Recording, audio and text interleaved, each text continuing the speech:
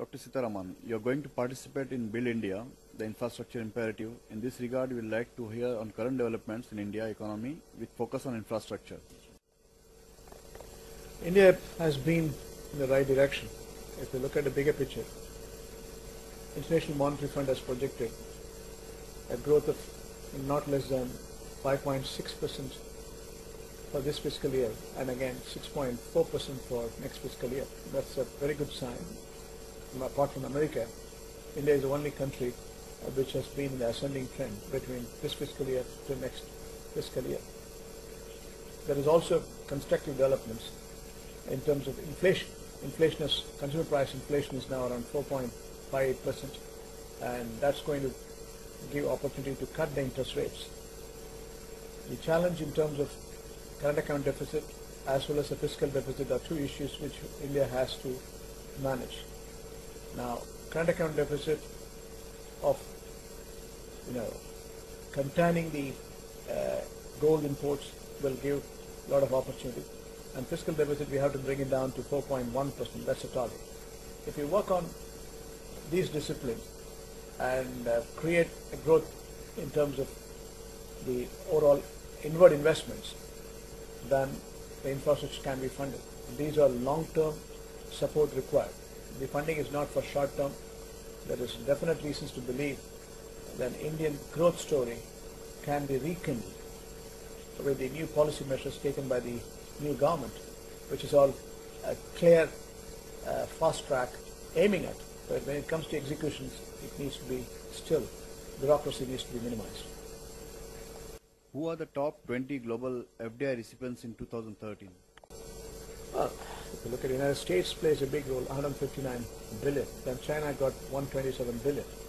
And you have other countries, whether it is Russia, 74 billion. That is, after the US sanctions and the rest of the world sanction on the Russian Federation, then you have a different story to tell. We are talking about 2013 numbers. Now, looking at 2013 numbers, Germany has done 40 billion.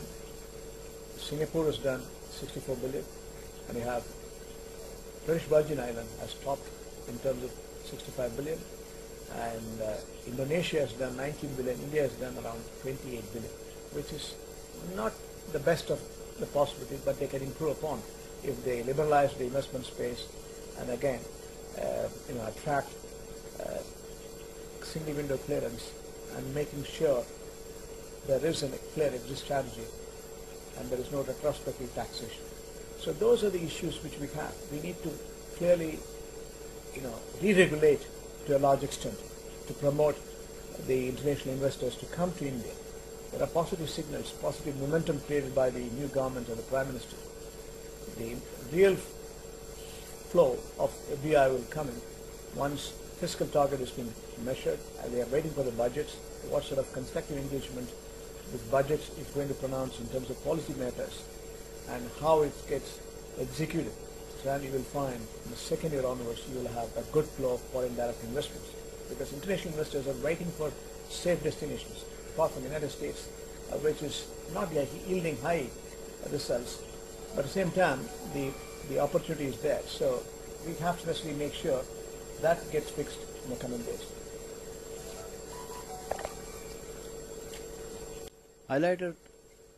Can you highlight us on India's FDI trends covers 2014? India FDI trend is coming in multiple forms, and we foresee around 24 to 25 billion, which is marginally less. In the first 7 months, if you look at it, over 17 billion. So extrapolating, it shows a number of 25 billion. That's not enough. It's even it's less than the previous 28 billion which we had according to UNECDAR in 2013. So we need to work on reinvigorating the foreign direct investments. The government has taken correct ordinance, land clearance, forest clearance, and again making sure liberalization in terms of insurance. And RBI has taken, SEBI has taken right measures. It needs to be showcased to international markets, and global pension funds, global mutual funds have to come to terms that India is a safe destination. That's what their lookout is. And once the budget is pronounced, I'm sure there will be a much bigger inflow of investments, in my opinion. Can you please highlight us on India competitiveness and its impact on infrastructure? That's a real concern.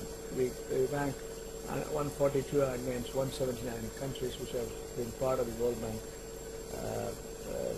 index as such. That's purely because of bureaucracy and lack of speedy resolutions.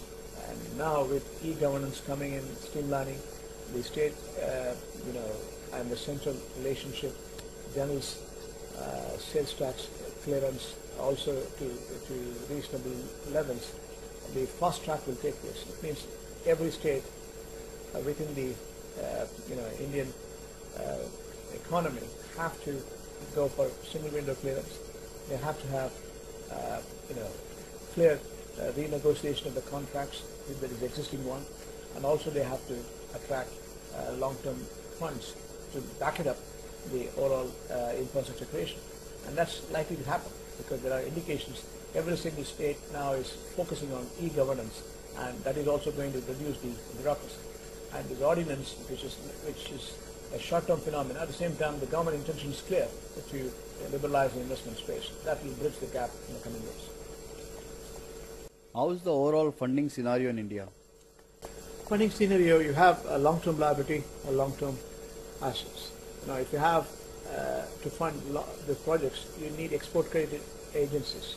We have seen Indian Railways have been liberalized in 2014. Now, foreign direct investments will come. It is coming. Japan is committed. China is committed for certain, bullet trains, certain pockets of the country. But we need to further liberalize, privatize certain infrastructure. While the railway utility as a public service, which needs to be measured and managed, we also have to create a public-private partnership model. That's the way forward. The way forward is to regularize this opportunity and tap long-term support for the overall projects. The local banks, Indian banks, have got limited capacity. As on date, almost 13%, in my opinion, has been the overall lending done for this infrastructure creation. But that's not enough.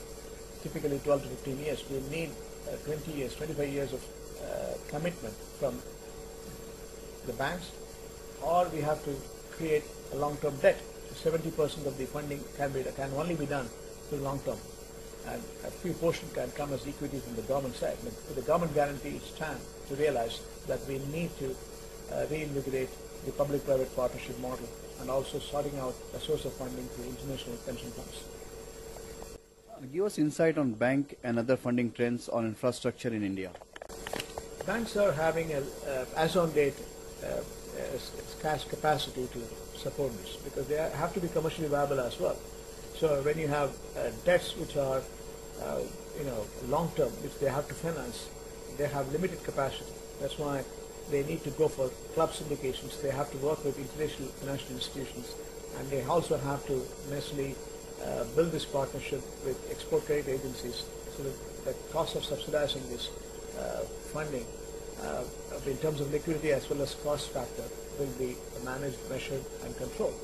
When it comes to the overall the debt structure as on date, they have limited capacity, as I said. It remains to be seen how back to back each of these projects will be driven by debt as well as equity, and debt how they are going to split between the local banks funding as well as international institutions. Now, we as Doha Bank, we have a certain experience. Of late we have funded aviation.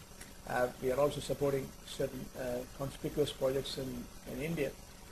But at the same time, it has to come through corporate syndications or bank syndications. That's what we work out. Can you give insight on 525 scheme for infrastructure? RBI has pronounced a good scheme. They are allowing the banks to issue infrastructure bonds, and they can create a debt paper, they can procure, but one bank should not buy others' banks' infrastructure debt paper. At the same time, they can go to international market, procure the funds, and you have a single window clearance, they have exemptions from SEBI as well. So these dynamics are a positive reflection, but it needs to be, there's no deep market for bonds. And international investors look for matured, bond systems. It means liquidity is not at stake. You have enough capacity to bring in sovereign funds and also corporate funds. And if there is a clear exit strategy, sovereign guaranteed or project specifics can be initiated, then it's an easy opportunity for us to mobilize international investments in real order. Thank you, Dr. Seetharaman.